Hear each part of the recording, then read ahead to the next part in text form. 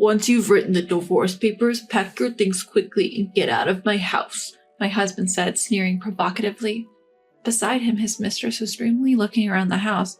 Wow, all this high-end brand furniture. How lovely. It's a house that fits me perfectly. I felt a twinge at those words and reminded my husband.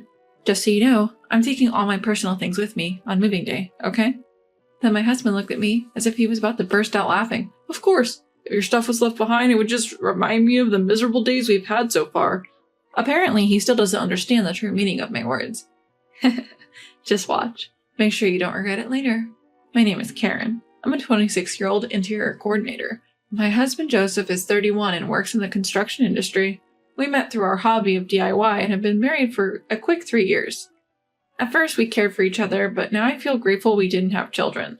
The reason is that Joseph has become too self-indulgent. After coming home, he carelessly takes off his coat, eats the meal I've prepared while complaining, doesn't even clean up, and retreats to his room. Before marriage, we made various agreements. One of them was shared household chores, and Joseph and I decided to share them equally. But now I'm taking on almost all the housework. I point out to Joseph that he should do his share of chores, but incredibly, he made this excuse. Housework is easy, so it's natural for women to do it. Men have to take responsibility for work, so I don't want to do housework. He started to easily throw this rigid opinion at me, which he had never voiced before our marriage. The fact that I earn more than Joseph has also played a big part in him turning against me. But by the time I reach Joseph's age, I'm planning to be independent and should be able to increase my income even more. Perhaps sulking about that, Joseph put only the bare minimum of his earnings into the house without saving and spent it however he liked. He was so reckless with money that I warned him time and time again, but he stubbornly refused to change. It's my hard-earned money. How greedy can you be to still want more? Not content with just that, he exaggerated to his coworkers that his wife was an outrageous miser, winning their sympathy.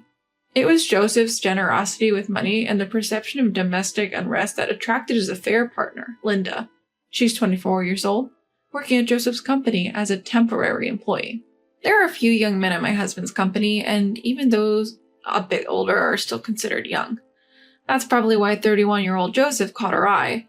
Poor Joseph, if I had a handsome husband like you, I'd take care of him forever. Believing her words, my husband quickly became infatuated with Linda. I noticed Joseph's infidelity about 6 months ago, just when the affair had begun.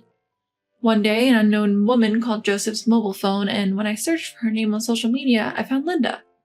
Today's date with my future husband at a fancy restaurant. I'm so nervous since it's my first time. She posted such words along with several photos of a man recognizable as Joseph. I saved all of them and also retrieved their exchanges from Joseph's mobile phone. From the dates, conversations, and information about the places they visited, there was no doubt that he was cheating. When I found out about my husband's infidelity, I was neither angry nor sad. I just felt empty. I understand that getting lectured when coming home tired isn't comfortable, but all those things were necessary for our future. Maybe I was too harsh, but to have an affair just because you're fed up with family after only 3 years? I let out a heavy sigh. Certainly, I can't afford to be down and do nothing. I've been working hard, thinking that compromise was necessary between us, but I simply can't tolerate the cheating. I'm going to divorce him. I started looking for a lawyer to divorce Joseph. 1 month later, on a Saturday, I decided to bring Joseph and Linda together for a discussion. Naturally, they were shocked when I contacted Linda. They probably never thought I would find out about the affair, but perhaps out of joy for the marriage, Linda seemed really thrilled. She neither apologized nor tried to justify the affair to me, and immediately said, Karen, are you really okay with this unprecedented compensation? I'm so happy. I calmly replied to her, That's right. Joseph and I decided before our marriage not to divide our assets. At that moment, Linda held hands with Joseph and celebrated. Yes, Joseph and I had talked beforehand, even about what would happen if we ever divorced. In exchange for not dividing the assets, the compensation I would receive was also small. I was working too, so I didn't mind that part, but what made me angry was the complete lack of remorse for the adultery. How wonderful to live in such a stylish house with you, my love. And all the furniture is from a high-end brand. The appliances are the latest too. It's just the perfect house for me. I felt a strange sensation at those words, and as I handed over the divorce papers, I confirmed something with Joseph. Even during our marriage, there's no division of the things I bought. I'm taking all my personal belongings with me. You do understand that, right? Joseph, seemingly not understanding what I meant, paused for a moment and then spoke. It's obvious. Your plain clothes and bags wouldn't suit young Linda anyway. I have to buy her better things. If I leave your belongings here, I'll just be reminded of the painful days we had together." It seems he misunderstood, thinking I was talking about personal belongings as in clothing. Oh well. It's easier to let him continue thinking that than to start a fight. Tomorrow the movers will take everything, so be prepared. The two of them were already ignoring what I was saying, looking around the house's interior. It seems Joseph doesn't understand the meaning of no division of property. But that's none of my concern. Take a good look while you can. Oh, I can't wait for tomorrow's move. The next morning, they came to see me off as if they were hurrying me to leave early. Ignoring them, I was waiting for the moving company's arrival. Then, right on time, a large truck arrived. The workers energetically called out to me. "Thank you for choosing us today. We have another truck waiting nearby, so please don't worry." Linda, with a clouded expression, hesitated as she approached me. Do you have that many personal belongings? I held back a laugh and barely managed to answer. The house itself belongs to Joseph, but all the appliances and furniture are mine. That's why I said there will be no division of property, remember? Hearing that, Joseph rushed to me, his face turning bright red. "All the furniture and appliances are mine. They've been in this house for 3 years. Just take your stuff and get out, quickly." I had reached my limit, and I finally burst out laughing.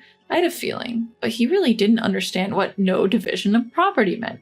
And just because it's been in the house for a few years, it's his. You must be joking. "Hey, you're not really planning to take everything, are you?" Perhaps panicked by my attitude, Joseph lowers his voice to check with me. Meanwhile, the movers were steadily continuing to transport the furniture. "Don't worry. The only memories of living with you, I'll leave behind." Then Joseph, in a panic, ran to the study. I always kept copies of the receipts there, so he must have gone to check which pieces of furniture were being taken, but checking was in vain. There's not a single piece of Joseph's furniture or appliances in this house. Joseph inherited this house from his parents, who owned it as a rental property. Not wanting to spend money on his personal life, he had furnished it all with secondhand furniture and appliances. When we got married, Joseph disposed of all the furniture he had, so I bought all the furniture and appliances. Of course, all were the latest and luxurious famous brand items. Being an interior coordinator by profession, I was quite particular about the design of the furniture and appliances. Moreover, after trial and error, I placed the upscale furniture in visually pleasing arrangements. I think it had an opulence that made it look far from a second-hand house, even if I say so myself. Linda couldn't help but be enchanted as she looked around the room. Meanwhile, Joseph came back with a pale face. By that time, the house was already being cleaned after the removal. Literally, not a speck of dust remained. Linda kept screaming at me, "This is terrible! I can't believe this is happening!" Finally, a worker looked around the house and asked concerned, "The house is empty now. Are you sure this is okay?" "There's no problem since I'm moving out what I bought with my own money. Please deliver it to the address where my parents are in the new house," I said. Then the workers jumped into the truck and drove off briskly. "Hey, I didn't hear about this. What are you going to do?" Linda was still angry, coming at me again. Just then, a car pulled up from behind, and she jumped in alarm. "Wait, who's coming now? What are you plotting?" she yelled. Perhaps she realized I was still up to something. She looked utterly bewildered. "Karen, it's been a while. Is it true you're giving me the wallpaper?" A friend of mine emerged from the car. "That's right, the wallpaper too had been custom made by a designer I met through work, and I paid for it to be completely replaced. So even the wallpaper was my personal property. Since this type was reusable, a bit of maintenance and resizing would allow it to be used again without any problems." You're gonna peel off the wallpaper too?" Linda was staring at me in disbelief, but my friend just shrugged and began to peel off the wallpaper. "Please, can't you at least leave that alone?" My husband pleaded with me, but I ignored him. "If you see my personal belongings I left behind, you'll be reminded of me. And that's unpleasant, right? That's why I decided to give it all to my friend." Having said that himself, he couldn't correct it, and he was confused and panicked. Generally, if you replace all the wallpaper in a house, it costs at least $5,000. Since they have to buy new furniture as well, it's undoubtedly a painful expense for them. I had all the tasteful furniture and appliances removed without leaving a single piece, and even the wallpaper was peeled off. Now the house looks older than its actual age. To live a sweet life in a room that looked good before the contractors came in. For the two of them, who had such a dream, it must be an unbearable reality. They seemed to have no energy left to complain to me, and Joseph and Linda were dumbfounded. After seeing off my friend with a smile as she collected the wallpaper, I got in the car. "Well, this is goodbye. Farewell." I casually bid farewell to the two of them and left the empty house behind. Afterwards, I used the furniture and appliances in my new home, but I soon got sick of the fact that Joseph had used them, and called a friend who was a buyer to sell them. Fortunately, they were in very good condition, and I was able to sell them for a higher price than expected. What kind of furniture should I buy next? Where should I place them? As I was thinking about these things, I got a call from Joseph after a long time. Linda just won't stop going on about having you arrange the furniture. Come to the house once. I didn't want to meet them, and it troubled me a lot, but my interest as an interior coordinator won out. What kind of furniture had those two bought? What kind of interior design did they want? All right, I'll go just to hear what you have to say. I found myself agreeing. Really? Remember, you promised. Joseph exclaimed with apparent joy before hanging up. On the promised day, I arrived at their place and was shocked at what I saw. They hadn't even re-wallpapered. And as for the furniture and appliances, it was all obviously secondhand stuff gathered from used goods stores. It looked exactly like a cheap apartment where a student might live. A whole month had passed since we parted ways, and this was just too much. Wait, what is this? This is beyond an interior design problem. I was at a loss for words. Linda took this as an insult and exploded in anger. We gathered this stuff just to live for now. We'll replace it soon. Since you took everything, use your connections or whatever, and make this a house we can brag about to our friends. She seemed to be very unhappy with a life surrounded by secondhand furniture and appliances. She was irritated throughout our conversation. Even asking for the budget, it wasn't enough for my fee. What's this? You're a talented coordinator, but you can't do this? You're useless. Facing Linda's indignation, I was dumbfounded and explained. Any coordinator, no matter how skilled, can't do much with such a limited budget. This is ridiculous and way beyond connections. She seemed serious about having me arrange high-end brand furniture and appliances on such a tight budget. Linda, now entirely frustrated, finally began to explode in anger. What? Ridiculous. Did you come here just to look down on me? If you don't like it, I'll leave, but if you want to furnish your home on that budget, you should at least polish your interior sense. You really are making fun of me. But just because you have a slightly fashionable job, don't get so overconfident. Hey, stop it. Joseph tries to calm Linda down with a weary look on his face. Joseph, say something to her. Just stop it, both of you. Linda, please be quiet.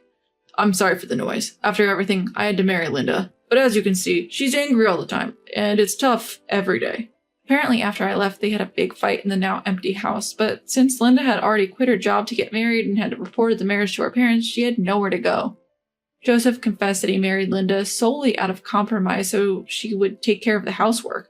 But such a marriage was bound to fail, and thus he had given up so soon. Please, Karen, help me fix our relationship again, begged Joseph. I responded, clearly annoyed. What's this? Planning to cheat on me next?